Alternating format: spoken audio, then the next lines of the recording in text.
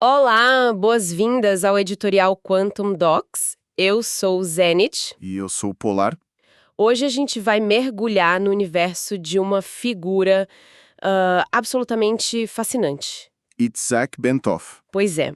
E para quem talvez não conheça, o nome dele não é um daqueles que a gente ouve sempre, tipo Einstein ou Tesla, né? Exato. Mas olha só, as invenções dele na área médica, como o catéter cardíaco dirigível, salvaram um número, assim, incontável de vidas. E é exatamente aí que a história dele dá uma guinada. O mesmo engenheiro, sabe, com uma mente super focada em mecânica, em soluções práticas. O homem de porcas e parafusos, como dizem, Perfeito.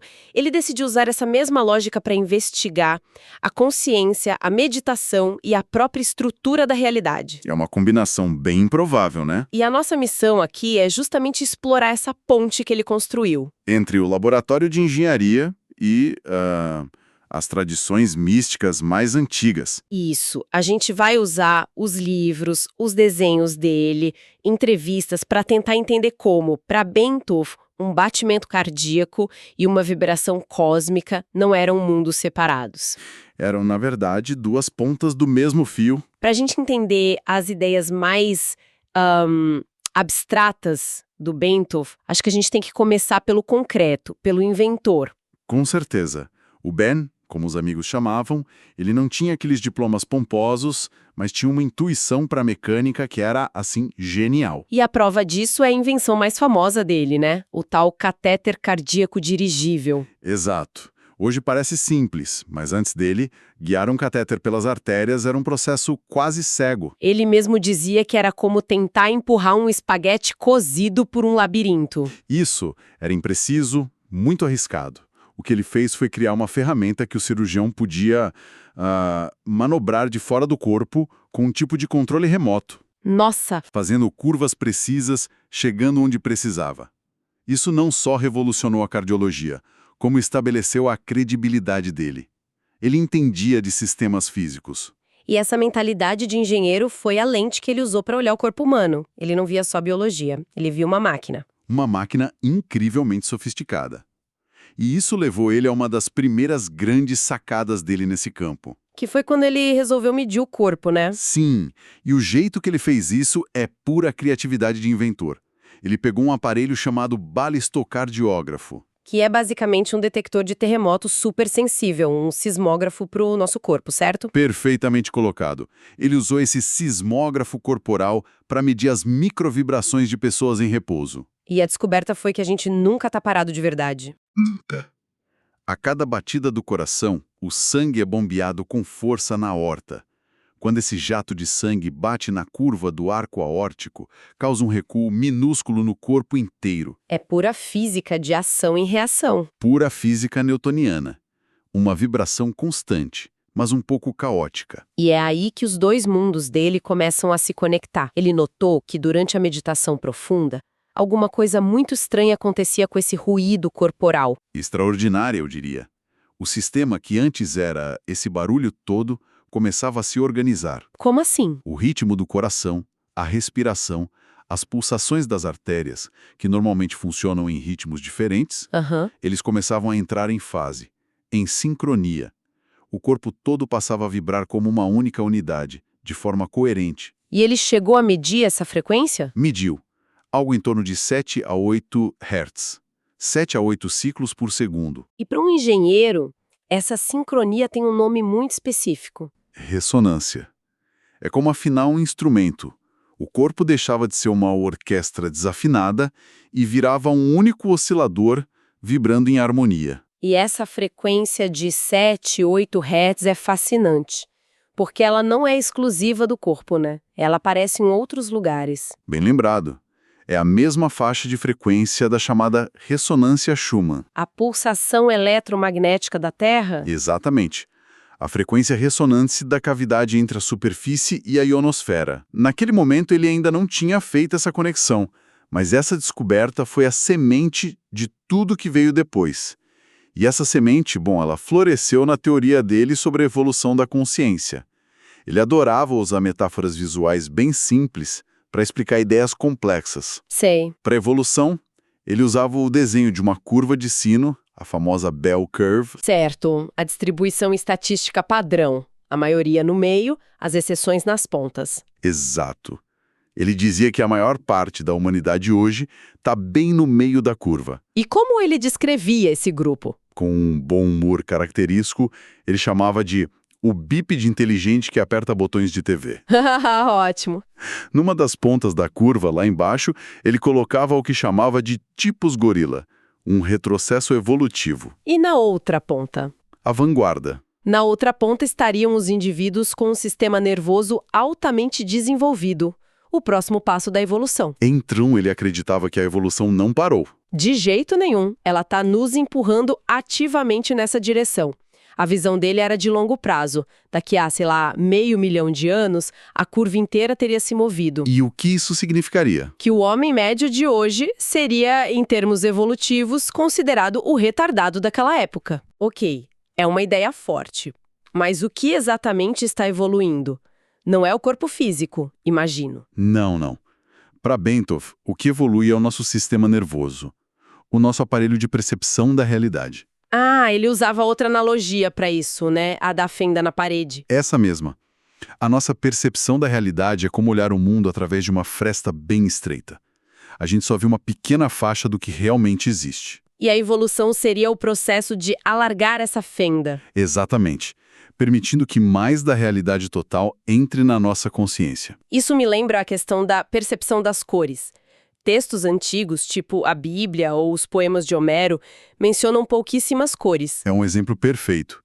Não é que as cores não existiam, mas o aparato neurológico para percebê-las e categorizá-las ainda não estava tão desenvolvido. A nossa fenda se alargou. Certo. Mas aí vem a parte mais provocadora da teoria dele. Onde a gente encontra essas pessoas da vanguarda hoje? Os tais mutantes. E a resposta dele é surpreendente e, claro, controversa. Bentov sugeria que muitos deles estão, na verdade, em hospitais psiquiátricos. Como assim? Seriam indivíduos cujo sistema nervoso se abriu de repente para uma realidade muito mais ampla. Só que eles não tiveram a estrutura para integrar essa nova percepção.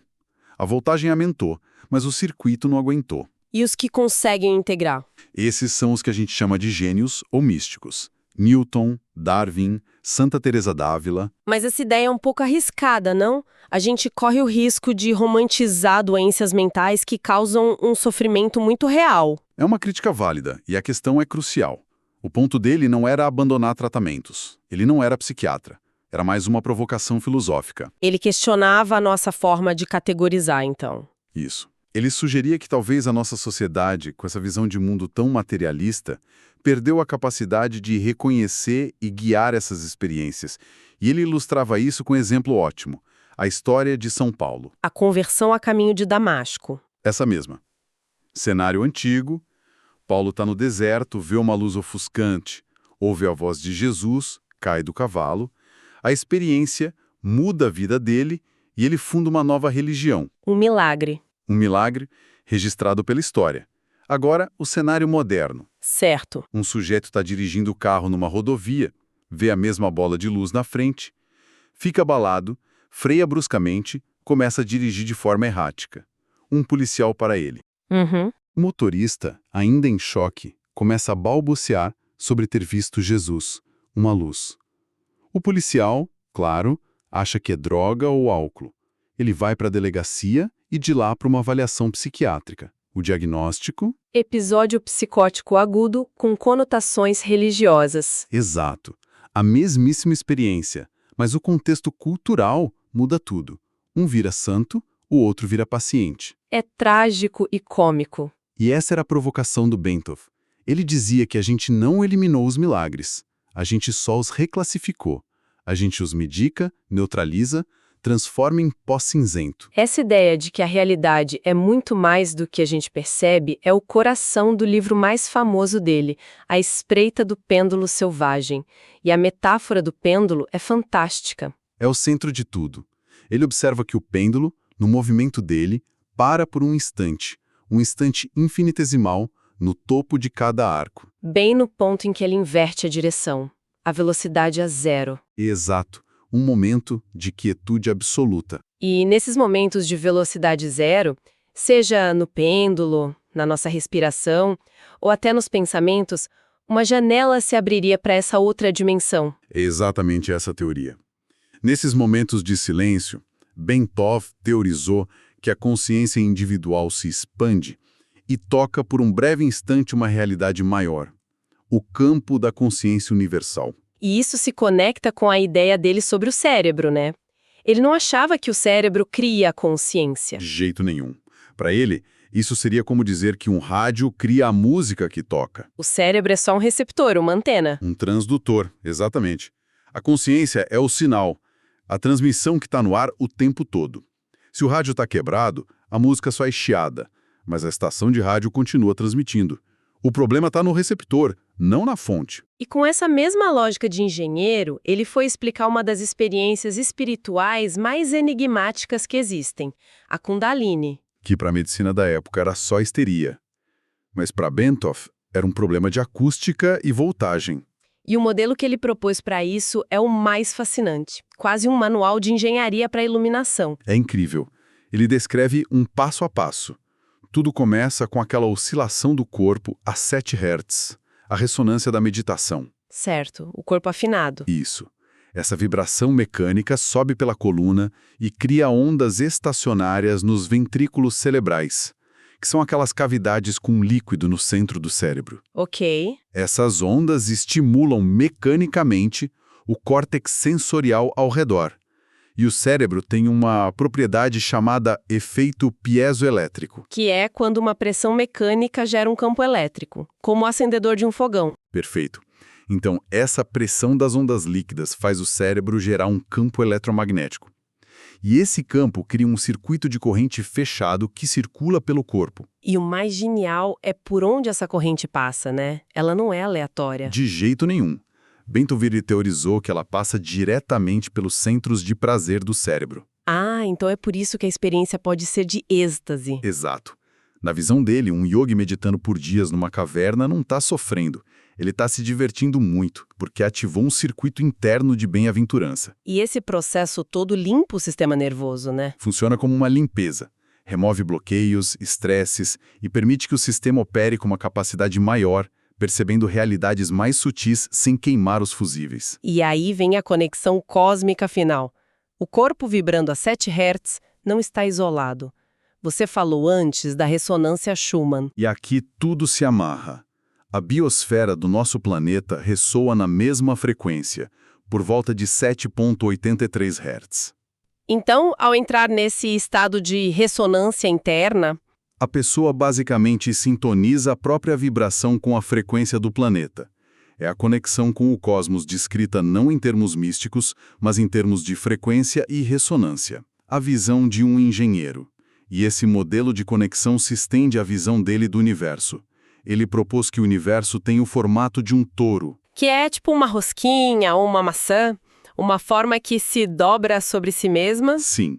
Ele imaginava esse touro com um buraco branco no centro, expelindo matéria e energia o tempo todo. O Big Bang como um processo constante, não um evento único. Exato.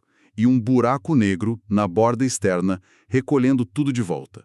Um ciclo eterno de criação, expansão e reciclagem. Então, para ele, o universo é uma espécie de fábrica de almas. O propósito de tudo seria a evolução da consciência. Essa é a interpretação. Nesse ciclo, a matéria é constantemente refinada. E o que é refinado através dela é a consciência. O que evolui é a alma. O corpo é só um veículo. Você falou que ele tinha uns desenhos sobre isso? Sim, ele desenhava diagramas. No nível físico, somos pontos separados. Mas em níveis mais altos de realidade, que ele chamava de nível da alma ou do eu superior, nossas consciências começam a se sobrepor. Como círculos que se cruzam? Isso. E num nível ainda mais alto, somos todos parte de um único círculo, somos um. A evolução para ele é uma esteira rolante que nos leva de volta para essa unidade, para a divindade, quer a gente queira ou não. É uma visão bem otimista. Então, por que Bentov importa tanto hoje? Ele morreu de forma trágica em 79, né? Sim, num acidente de avião. Mas as ideias dele parecem proféticas. A neurociência hoje estuda os benefícios da meditação no cérebro. A física quântica mostrou que o observador afeta o observado. Ele estava muito à frente do tempo. Foi um pioneiro que se atreveu a construir essa ponte usando a linguagem que ele dominava, a da engenharia. E o estilo dele era parte da genialidade. Ele não era um acadêmico formal. Os livros são cheios de desenhos simples, quase bonecos palito, que ele mesmo fazia. E usava humor, né, para desarmar a pretensão da ciência e da espiritualidade. A sensação é de estar conversando com um amigo brilhante, na garagem, rabiscando a teoria do universo num guardanapo. Exato. Ele nos deixou um convite para sermos curiosos, não para acreditar cegamente, mas também para não sermos céticos por padrão. Um convite para investigar. E isso nos deixa com uma reflexão final. Bentov nos convida a pensar que a realidade não é algo fixo lá fora. Mas algo que depende diretamente do estado do nosso receptor, do nosso sistema nervoso. E a pergunta que fica então é: que músicas ou estações de rádio cósmicas a gente está deixando de sintonizar, não porque elas não existam, Mas simplesmente porque a nossa antena biológica ainda não está calibrada para elas. O que é a realidade, afinal, se não o limite da nossa percepção? E assim, a jornada pela mente de Isaac Bentov nos mostra que talvez os segredos do universo não sejam tão complicados, mas sim elegantemente simples, se a gente olhar com os olhos certos. Ele nos deixou um mapa fascinante, uma série de hipóteses ousadas que conectam o nosso mundo interior ao cosmos de uma forma muito tangível. Agradecemos a todos pela audiência e pela conexão. Para continuar acompanhando o nosso trabalho, sigam-nos nas redes sociais, @QuantumDocs. E para mais estudos e conteúdos aprofundados, visitem nosso site em estudos.quantumdocs.space. Agradecemos também a nossa audiência internacional, principalmente nas Américas e na Europa. Até a próxima!